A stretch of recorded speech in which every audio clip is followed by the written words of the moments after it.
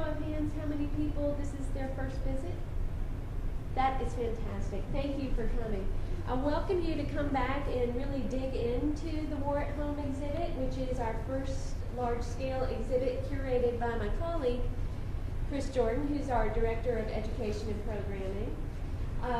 This is the first of our series with the War at Home, and Chris is going to talk about some of the programs coming later this spring.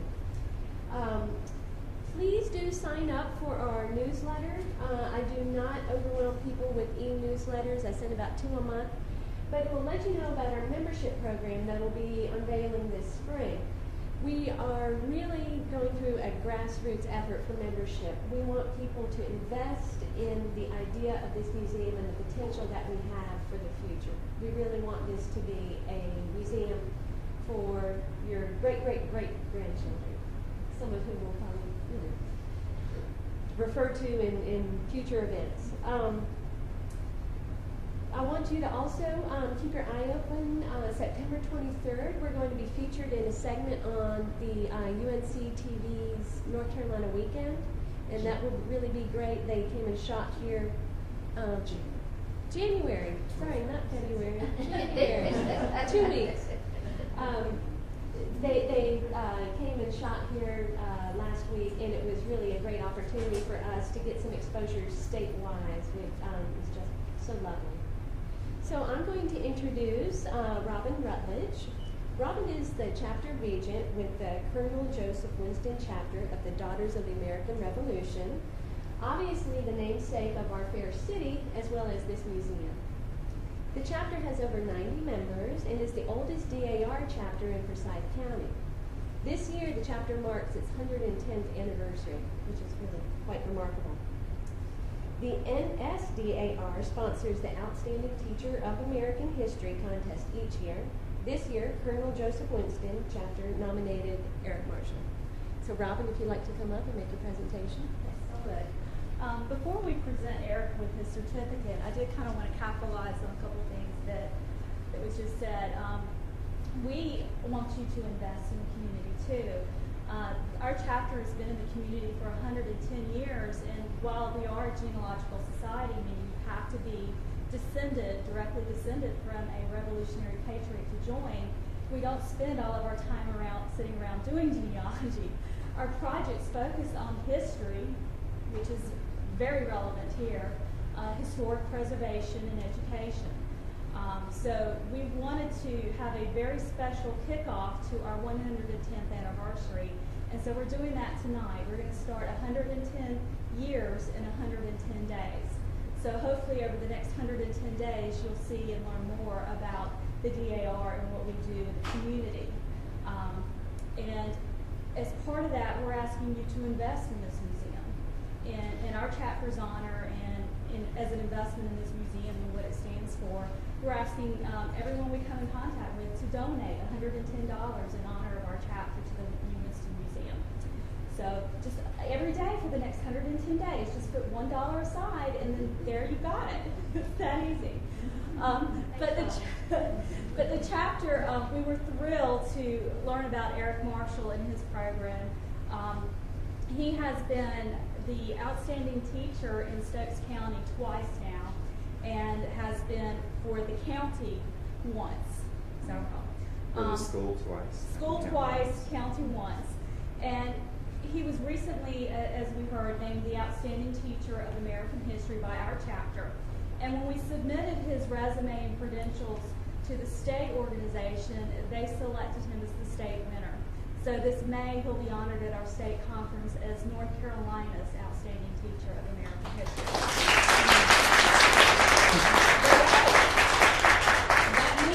That means he's in the running to be our national Outstanding Teacher of American History. So we wait with bated breath in hopes and anticipation that he'll be invited to D.C. in December to accept an award as the national winner. So stay tuned. But with his outstanding resume, he has a unique approach to teaching where he uses living history to really pull students into the history lesson. And they learn a lot of things, I think not just about the history and the events, how it relates to them today. And that's what's so important about history education, isn't just what happened years ago, but what does it mean for us today and tomorrow and going into the future. So every year he leads his students in a Civil War battle reenactment where they live this history lesson. And it's so unique that it's been covered by CBS Evening News and the Saturday Evening Post. So we really do have a gem in our community. So with that, if you would come forward and accept this certificate on behalf of our chapter. So, congratulations. Thank you. What were you thinking? I think we have a photo op here. Thank you. So I get to keep this. You get to keep that. Oh my. All right, well, thank you. Goodbye. That might be taken. So it's my turn. Well, I'm telling you, this is a unique opportunity, and I thank all of you for coming. I know certainly some of you are DAR, and some of you are not, because I have my parents and my daughter back there, and my wife here. But thank you for coming. And getting an award like this, it's especially from DAR, I will say, it makes me feel very humble. I am not the only teacher or reenactor or person in the state doing this, or in the country, that's for sure. Many of you are aware there are a lot of living historians out there, people working right here at Old Salem, just down the road. But somehow our camp has gotten the attention of more and more people. And so, there are some things we do that are unique. To do a 3-day living history camp at a school, public school, is probably somewhat unique, especially in this day and age.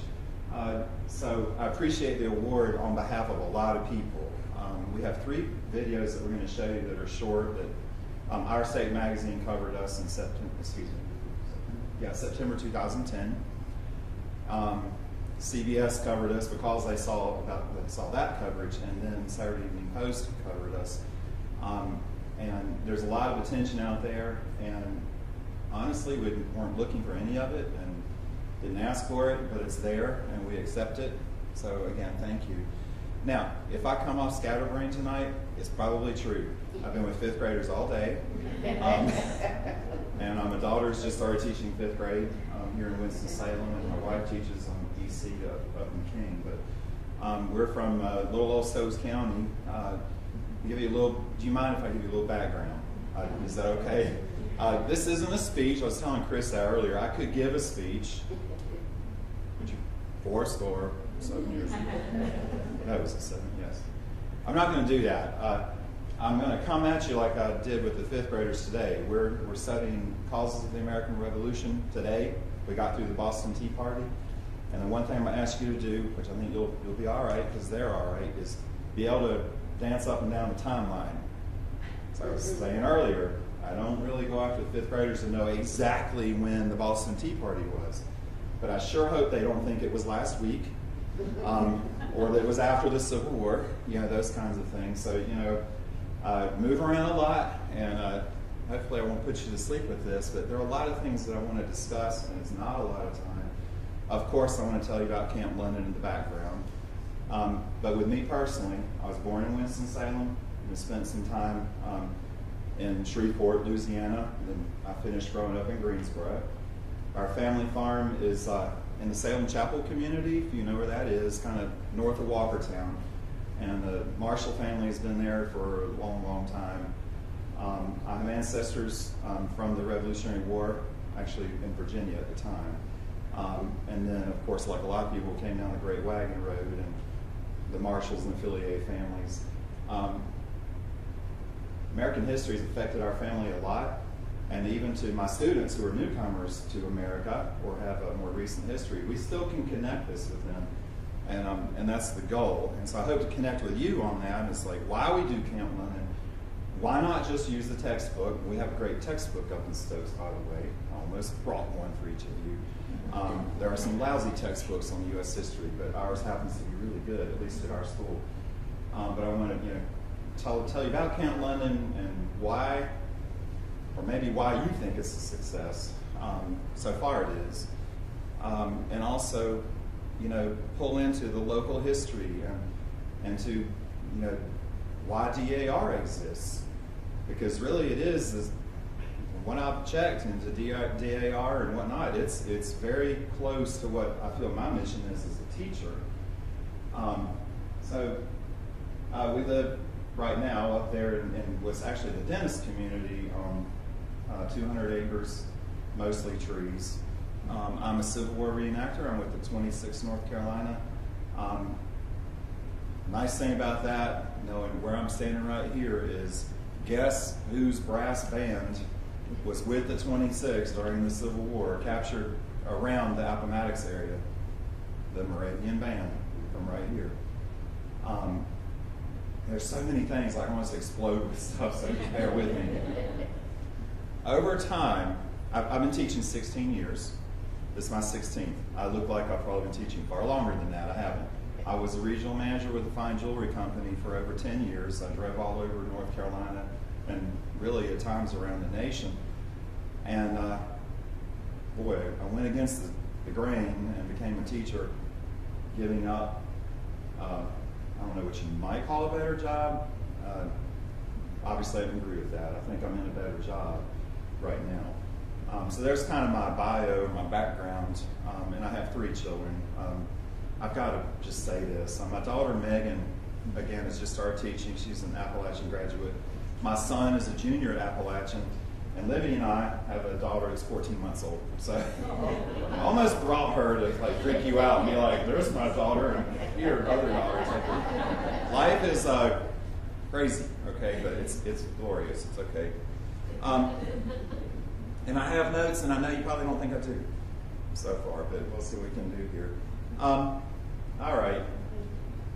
Please feel free to jump in, interrupt me, tell me to move on or slow down or something, but I don't mind if you just get in there and say something.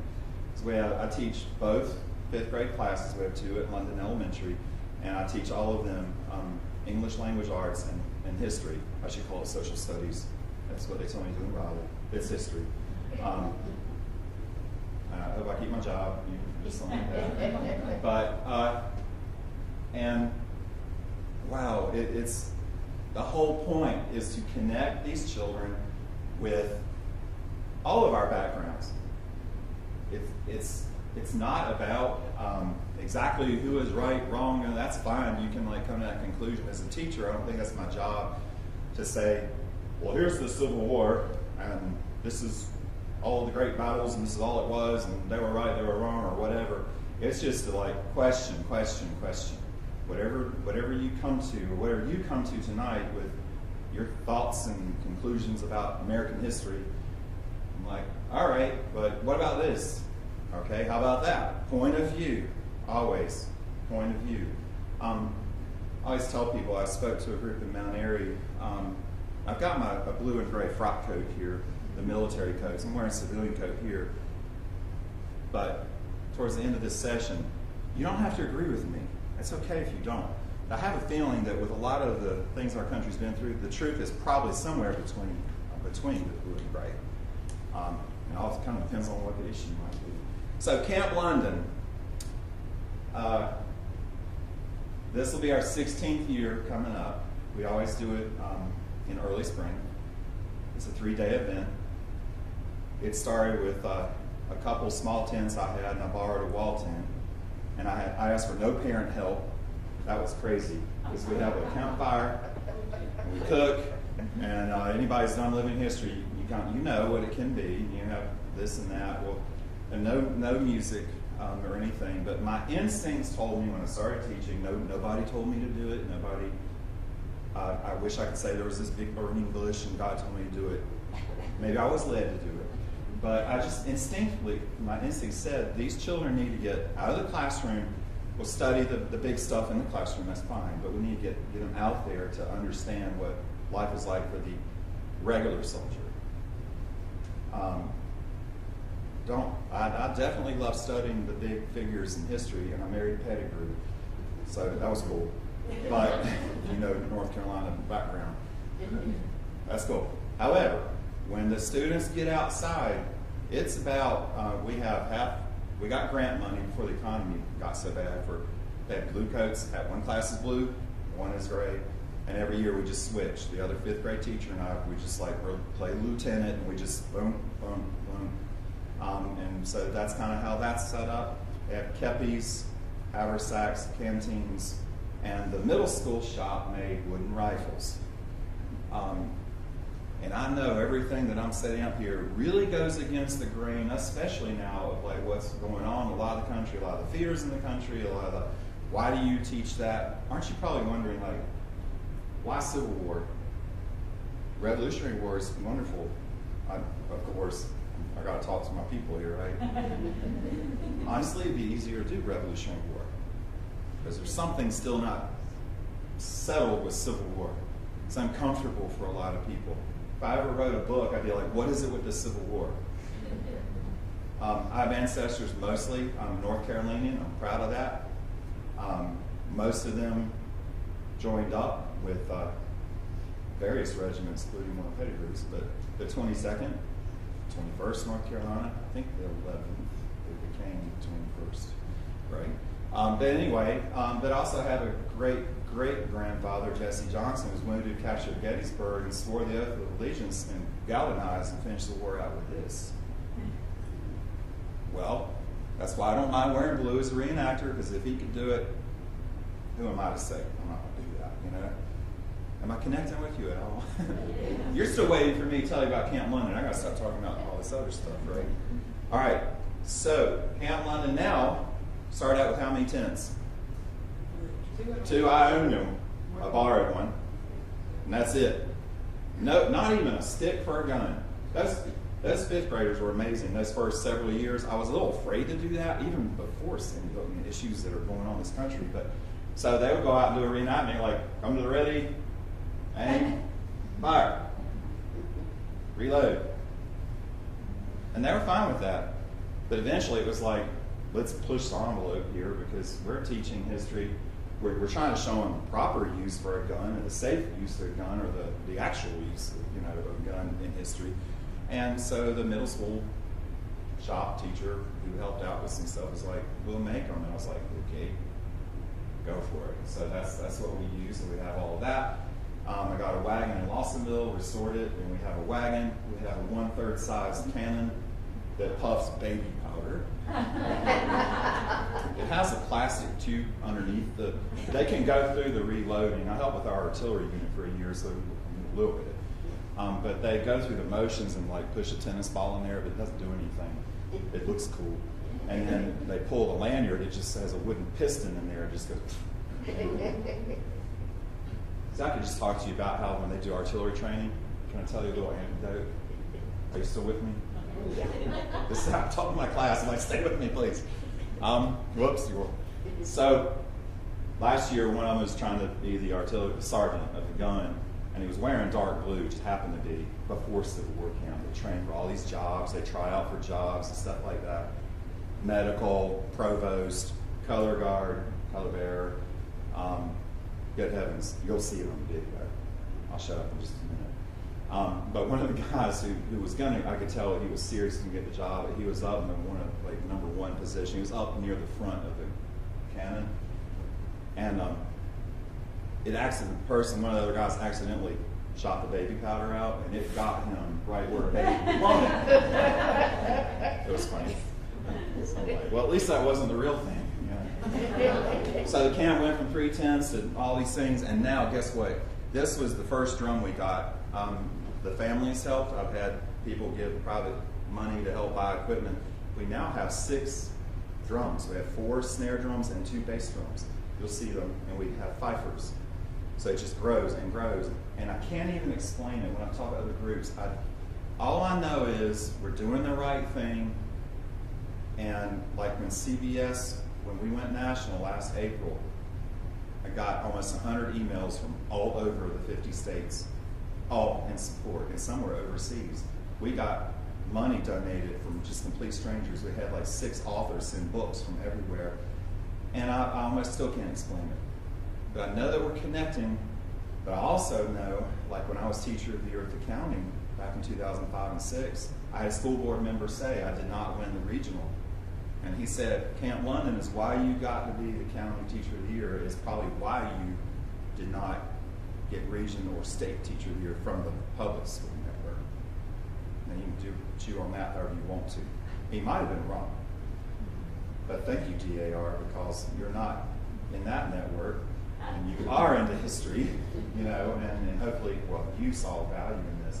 So let's show this video from Our State magazine that came out of Raleigh, and pay attention to all of the presenters, the teachers, guest speakers, because, and they keep journals. Camp London is not just reenactments. We definitely do some of that. We have the State Museum. You'll see him holding, like, they bring rifles from the State Museum and they hold them with white gloves, and they do lessons to the class out there at our school property. Of course, I get all kinds of permission from the superintendent to do this. Thankfully, I've never had a principal or superintendent kill this thing, and I know some of the reenactors in the state, they've had that happen. You get a new superintendent, they're like, no, just nothing like that. Not even, they wouldn't do anything that has to do with guns or war or whatever. Are you ready? Let's see.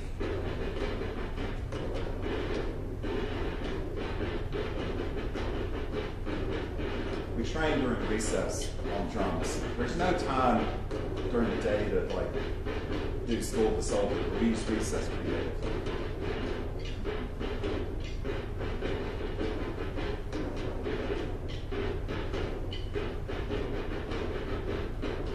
Our fifth grade has done a Civil War event here for the last 12 years, and we try to make the history come alive for the children and have them feel it, and smell it, and hear it, and experience some of this history, so that when they read about it in books, it'll stick with them a little longer.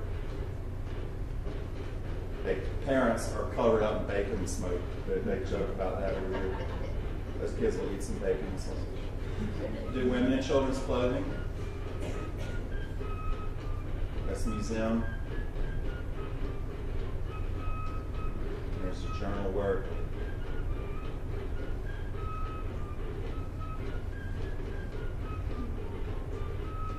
I'm called a provost guard, and I am supposed to guard my whole entire camp.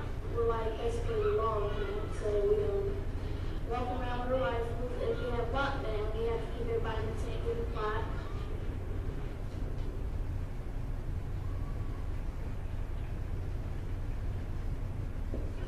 If your can is out of action. This is planning for the middle schoolers to come down. They have done a reenactment with us and march through Walnut Cove and arrive as the Federal Army. The fifth graders for this have portrayed themselves all as North Carolinian, like defending their home turf. A few years ago, I had the opportunity to start reenacting with them when I became a new teacher and had the opportunity to meet. And one of the reenactment trips, we just kind of had the brainstorm, the idea of what if we had our middle schoolers participate, especially some of the former London students. And from there, it just kind of evolved. Isn't that a wonderful school property? We're very lucky. Unfortunately, Kevin Wagner is now a Winston police officer, which is great for Winston, but he's no longer a teacher, which is, I hate that. All of this music is our fifth graders. They start from nothing in August.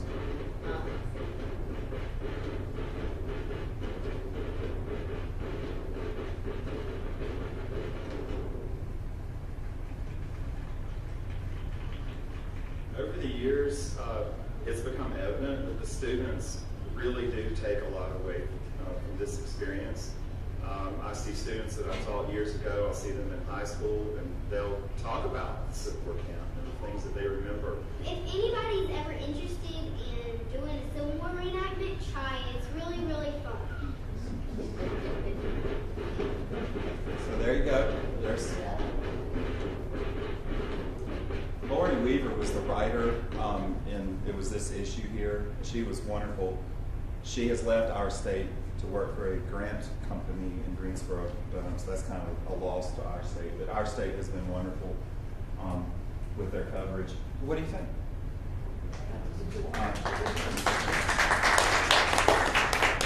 again, I know we're not the only ones doing this. Yes, How many students do you have? Because you said 2 classes. it's usually about 50, and sometimes it's a little more, sometimes a little less. This year it'll be right at 50 again. I hope you can see or relate what I'm saying, that I can't even explain all of the connections. And I've talked to different people and other teachers. It doesn't have to be Civil War. It could be Revolution, but it doesn't have to be war at all. If I had more time, I've always said I would love to do with the property we have a Lewis and Clark expedition, something, or a science expedition, and we move about like from one area to another, or you could even make it really sciencey, like grid off areas, inventory the plant life, the insects, whatever. It can be any of that. But then again, why Civil War? Trust me, it'd be easier to do something else. Go ahead. How much time does this take for the students? I mean, what period are we talking? A week? Several days? Thank you for asking that, because I'll spend the rest of the time answering that. No, I'm kidding. That's a great question. Okay, first day of school. It's not class time. This is one of the things, if somebody's driving by or they're like, well, they just do Civil War all year, the children do think about it.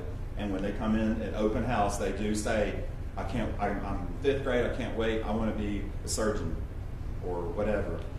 And I'm like right now, we haven't done anything on Civil War in the classroom, and we won't do that until February. I'm at Rev War, so I'm not there yet.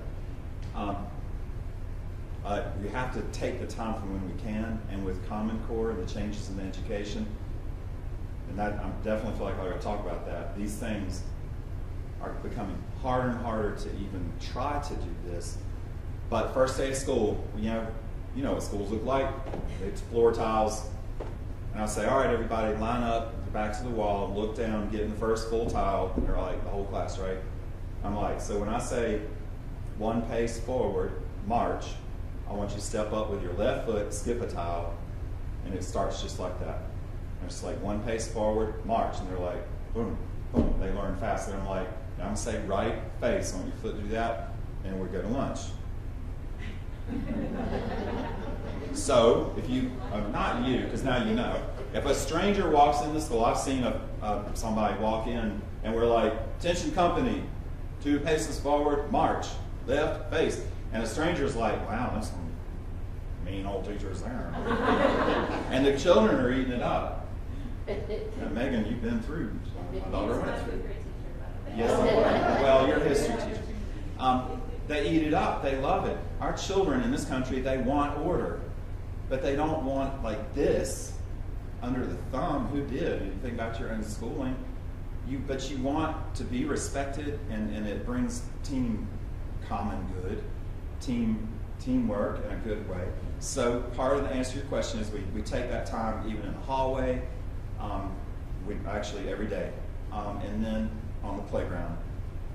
So I work with drum and fifers. The drummers took their test. We actually have 7 drummers because somebody loaned me a rope tension drum.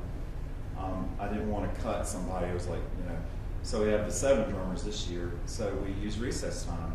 I'll work with the drummers, and my co-teacher, the other 5th grade teacher, James Boyles, will monitor the rest of the children, swinging and do all that. And coming up, we'll do sign-ups for, do you want to be field sergeant, provost marshal, hospital, and we do some testing during recess for that. So hopefully that answers that. Yes? Are the girls enthusiastic as the boys are? That's another great question. I saw a little girl there. And see, definitely a good issue. Libby and I talk about this because she handles the women and children's clothing. The girls, as you can tell, there's a lot of, this isn't a purist camp. Anybody who's in reenacting, even the hat brass, we use for our own uses, not necessarily like the Texas Stars we're using as provost, badge or those kinds of things. So as far as some of that, we're not purists. We don't have like them head to toe in gear. The girls love getting into this. I've actually never had one at all. I say, I'm not going to wear that. And I think it is a blend of our modern society, but at the same time, we talk to the girls about what would you be wearing. except for there's some documented cases, but by and large, what would you be wearing and doing? Libby handles a lot of that, or research handle that. There's also an interesting thing too, because London Elementary used to be, in days of segregation, it was a black high school, African American high school, and it's in a black neighborhood. And I've had people say, like, as you notice, like we have one class gray and one blue or whatever, but the students and the parents understand that the politics and the sometimes dark politics of the Civil War are handled in the classroom very thoroughly. But when we get out to the field, this is what makes me sad about Civil War. It's not about who was right, who was wrong, who was evil, what. It is about what common soldiers suffered, and they did. Young men usually, that y'all know if you know your history, never got to live their lives, and destroyed many families, many of your families if you know your history. And so it doesn't, this is what, they're Americans. They're Americans, blue or gray. There's a point where I hope, and I think DAR is very good at that, and when you all came into existence, it was good timing. It's some point, we are American. There's got to be common purpose, common good, and see past that dualistic thinking that's going on. I read Richard Rohr a lot. I don't know if anybody is familiar with him, but the dualistic thinking that got us into that conflict and caused way over 600,000 casualties now. They're finding out it's way more. It's like, it's sad. And at some point, it's okay that they were young Americans and they got caught up in it. We talk about that. Why did people join up? Some of them for some big cause, most of them no. I look good in a uniform, the girls will like me, it'll be over in a month. Nothing going on this farm, where's the battle? Right? I mean, And most of them hadn't been more than 50 miles oh away yes, from I saw that home. on some of your stuff in your, And they're, sorry, stuff. they're drawn into another part of the country that. And then once they're there, they fight for each other, which this is something else I was talking about. With the fifth graders, they're wonderful because they are just old enough to, I was saying this earlier, they've got to be able to run up and down a timeline, right? And know that Vietnam was not before the Civil War, or that George Washington was not still alive when the Civil War happened. That kind of thing. But as far as the exact year, it's okay if they're a little fuzzy. But all of these, I want them to connect and then connect. Do you realize our fifth graders, since they've been born, we were involved in 2 wars. Now we're kind of out of Iraq, or are we? And that's kind of like, wow. And I want them to connect and think about these things. And also, one of the things I challenge people with Civil War, because it's okay, I'm in North Carolina, but I run into a lot of people, many of you have too. The South was completely wrong, the Confederates were terrible. People say that. Okay, maybe so. The Southern War effort may have been wrong. Well, I guess it was. They lost, so you can logically even say it was a mistake. But that's like saying the Vietnam War was wrong and all those soldiers tear that wall down up there because all those soldiers were evil and it was a terrible war. Well, it was a terrible war. Maybe it was a wrong war, but they were still, that wasn't their fault. It's not the soldiers' fault. Right? I mean, and these are the big things I'm trying to make them think.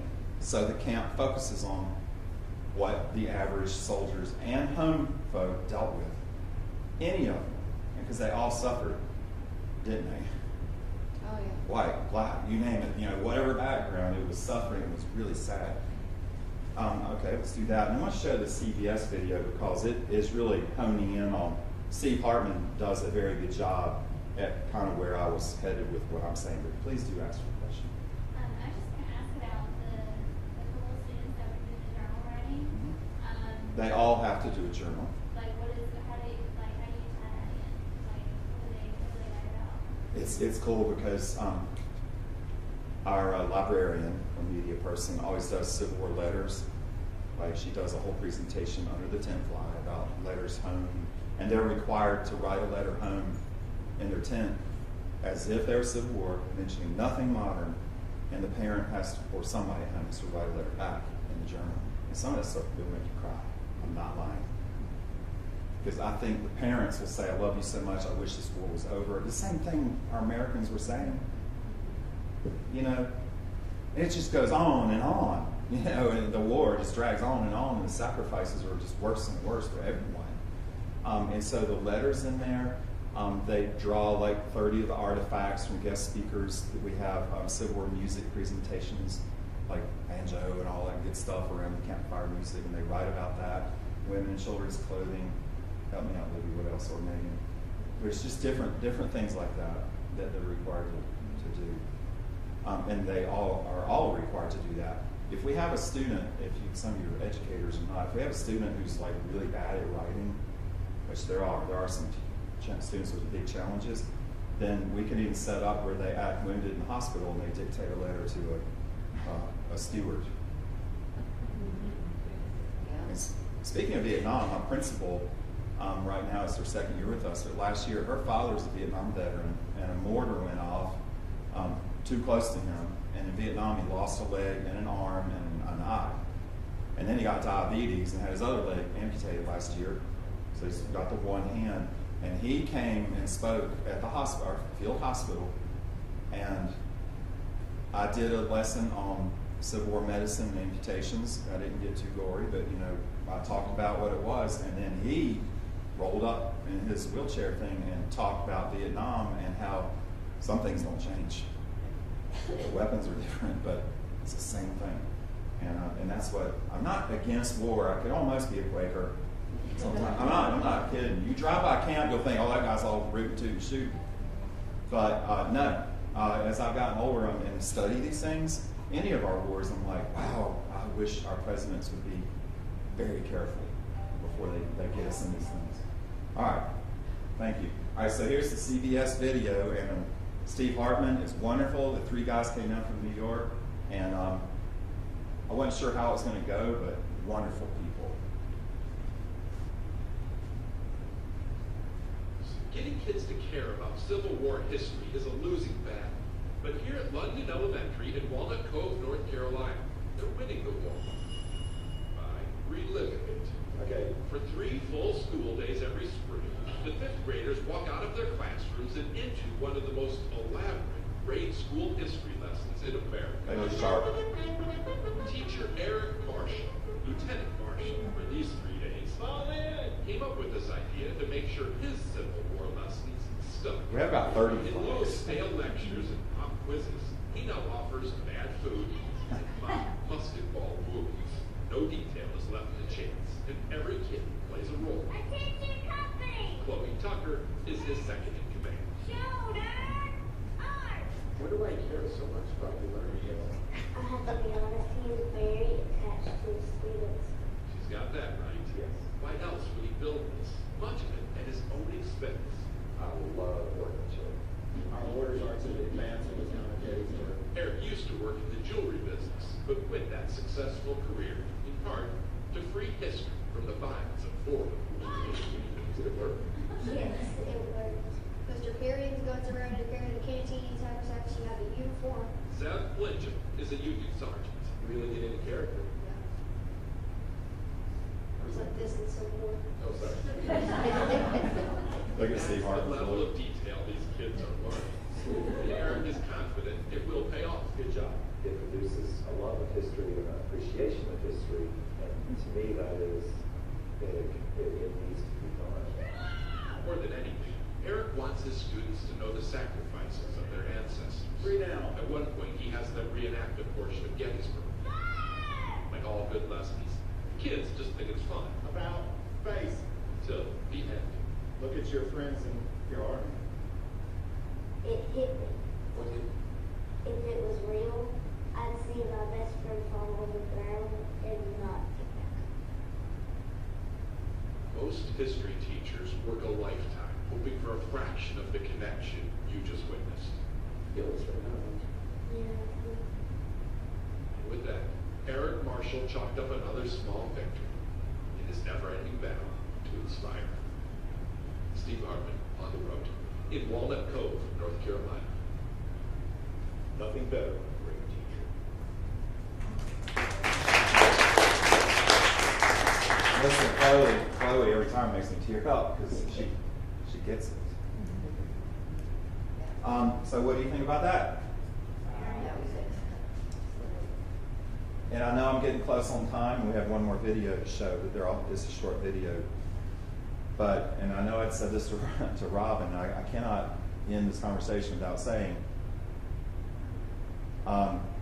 this is a very special program, and again, we're not the only ones doing these things. There are a lot of one-day things. There are people in other regiments that do things at schools. I know like Bolton is doing some things. By the way, I had a former principal, Doreen Sorensen's at Bolton, and she was at London when we did camp. So that's probably helped at Bolton to get some things off the ground. But honestly, it's under threat just because of sort of the homogenization going on in education. The testing is unreal. It's unreal. It feels like an assault on what anybody's doing is different. Not because it's Civil War, not because it's anything war at all. It's just because, like you said, where you get the time for this, I don't even know, I don't know where it's going. But the shame of it is that the students, which I think you can see, take so much away from this. But what we're doing with this camp, it does not help my test scores in reading and math. Not right then. I think it helps those students all the way the rest of their life or through high school because we hear about it. But James and I, the other teacher, and many other teachers that help, it's just the pressures are unreal. It's like numbers. It's like just this numbers crunch. And how does that fit in? It doesn't fit in. We go to Washington, D.C. every October. We are considering not going next October because that's 3 days out of the classroom. And how does that's not on EOG. And I don't know where we're going with it. I don't know what the answers are. But if I got out of teaching, it would have nothing to do with those children. I'm telling you right now, and I'm planning to hang in there. I love Walnut Cove, or I could teach anywhere. I'd be fine.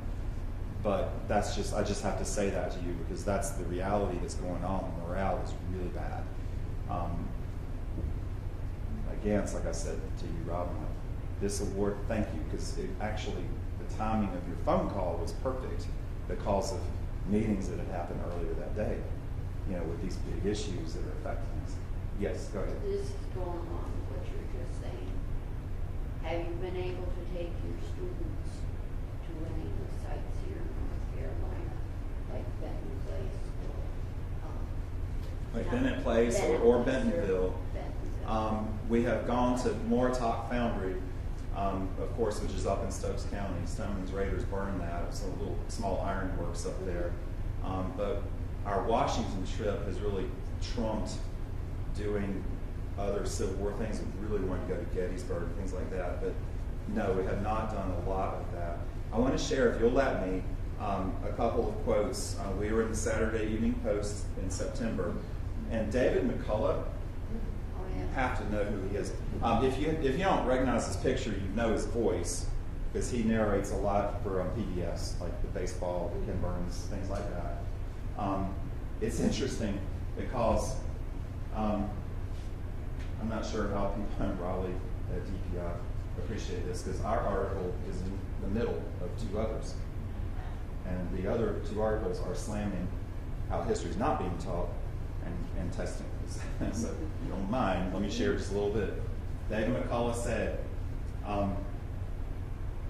that he had spoken at a very well-known Midwestern university, I don't know which one, and that a student, he says she seemed like a very bright student, came up after a lecture that he did, and she said that she was very glad that he'd come, because until that day, she never realized that the original 13 colonies were all on the East Coast. Oh, Lord. Good thing he showed it. Yeah. And then David McCullough also says, an interest in history is the most natural thing in the world. And then he fell in love with history when he realized that he was doing the work of a detective to discover the story of what happened. Now, until, it's not all history teachers, but history teachers around everywhere need to be history teachers first and coaches second, in opinion. You don't have to agree with me. But I even think about growing up in Greensboro, that went on a lot. That's one reason I didn't want to be a high school teacher. I wouldn't be afraid to teach high school, but I'm like, they look at me, big, tall guy, be like, Coach Marshall. And I'm like, it's not my thing. Sports are fine, but that's not my thing. You know, I'm a teacher. And I hope I didn't step on anybody's toes. Another thing, this article is Stephen Sloan interviewed Sir Ken Robinson about testing. And I know my parents had noticed this article. Look at that young fellow and his expression versus what you see in Camp London pictures, or kind of, you know, that's not hard to imagine. And he says, teachers are tired and exhausted, they're demoralized, and the kids are turned off. They're being simply trained as test takers. You can't improve education if you alienate the students. What kid wakes up in the morning excited about raising these schools' average test scores? And he also, these are big indictments, he says, as a result of standardized testing, even many kids in Ivy League schools can barely think around the corner. And again, I don't want to preach, but it is my life. It is what we're dealing with. And DAR, thank you for being in existence, or anyone else who's involved with reenacting or anything like this, because it's the future of our country, isn't it? It's where are we going? Are we going to go back where we were because nobody's bothered to look at it? Maybe. I always ask my students, could we ever have another civil war? And they'll be like, well, not over slavery or not over the same. They get it. That's why I love them. They're like, but maybe so. I said, because what are wars usually over? Who has something I want, money, who doesn't, you know, those kinds of things. And yes, freedom or independence, and you know, those kinds of things. But I just want them to think about, you know, what our ancestors went through, whoever they were. Are there any other questions? Because I know about it at the time, and I want to show our regimental website for the 26th has a recruitment video. And you don't have to join the 26th. Okay. Just stay interested in history. Come back here and things like that. Old Salem. But it was filmed on our farm, so you just look at the trees and actually you can't really tell it's filmed on our farm. Though we have some cabins and stuff like that, but and it shows a clash with Northern, you know, and Federal and Confederate soldiers. And if you look close, like my brother's in it, we're all in it, and that kind of thing. My son is you see his hands, he's drumming this drum at the very beginning. But it's a well done video. But are there any questions about Camp London? And it's okay, like, you know, when I'm talking about the state of education and history, it's like I tell my students, it's okay. You don't have to agree with me. I'm not, you know, you have your lives, your connections to education and things like that. But hopefully you do see that Camp London connects to these students, and it whets their appetite, hopefully forever. Yes? I just want to thank you very much, because I grew up in the public schools, and I got great English courses, I got great math courses, but history was a total disaster. I won't tell you why. That's what most people I say. became a major in history in college, and as a lawyer, knowing history is just as important as about anything else. But it has been very unfortunate what happened to history in high school. And I just want to thank you very much for trying to do something about it. Thank you for saying that. You know, I tell the students first day, history's everywhere. It's everywhere. It's like why we shake hands like this, Yeah. and not some other way, like the Romans. Or, Yeah. I don't know. It's everywhere. It's in every flag you see. Why are those colors on there? Why this, that? Right? It's everywhere. It's customs. It's why people move. Why people mostly out of Scotland. Somewhere back in the time they sat around dinner table and said, I'm going to America. I can't stay here. There's no land. Let's get out. And somebody's like, don't do it. You know, whatever. They did it. You know. Went back 7 years ago. Oh, I'm sorry. No. When we were in Scotland for my parents' 50th anniversary, 13 of us marshals went over. It was wonderful. And guess what? At William Wallace Memorial, and this is why I know, at least for now, I'm in the right business with teaching. I saw these school children, Scottish school children, at the William Wallace Memorial.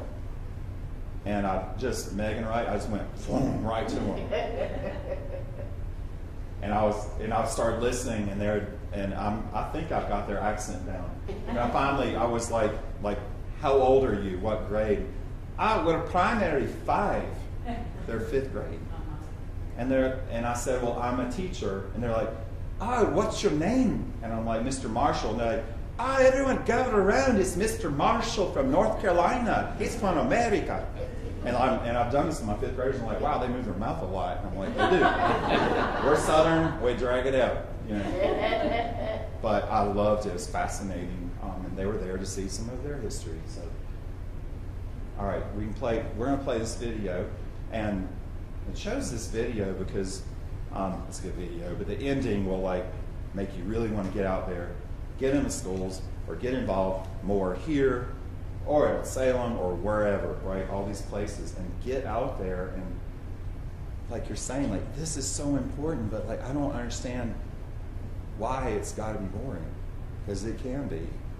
I hope I haven't bored you tonight, but trying to get inject something in there. But here we go. And these are my friends in the 25th.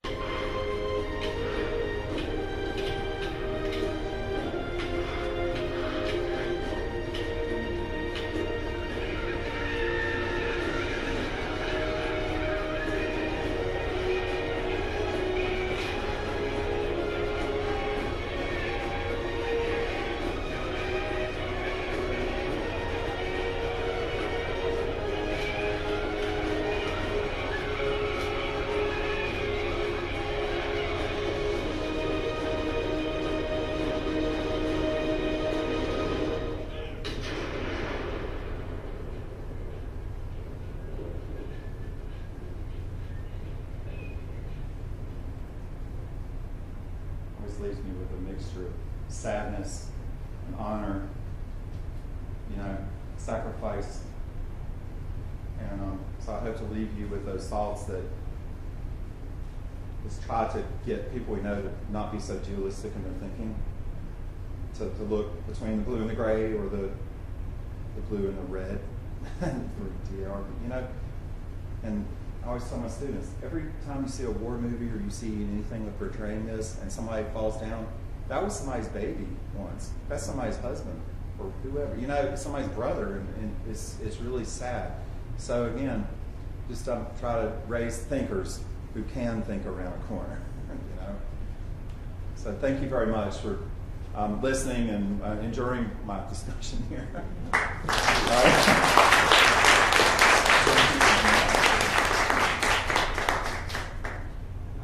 Thank you all for coming tonight. My name is Chris Jordan. I'm jump around here. Director of Programming or Education Programming here, and thank you very much, Eric, for joining us this evening. I wanted to let you know about a couple other programs we have coming up in conjunction with this exhibit. The War at Home, exploring Winston-Salem during the Civil War, will be on display here through the end of June, and in next month, in February, March, and April, we have programs slated to kind of coincide with this exhibit. Next month, Eric had mentioned the 26th Regimental Band and Civil War music in general, and we have, in partnership with the Moravian Music Foundation, a presentation, a performance and lecture that'll be occurring on February 18th, I believe. 18th. It's Tuesday, and they're going to be for Glenn Siebert, who's the director of Home Moravian Church, the music there, and he's a professor at UNCSA. He's going to be singing a couple songs that are very significant locally, Civil War era songs, and they have a lot of significance for our local troops here. So please come back and join us anytime. And if you want to come back and see the exhibit, and I'm here, I'd be happy to talk to you more in depth about what we're doing here and about this exhibit. So thank you very much.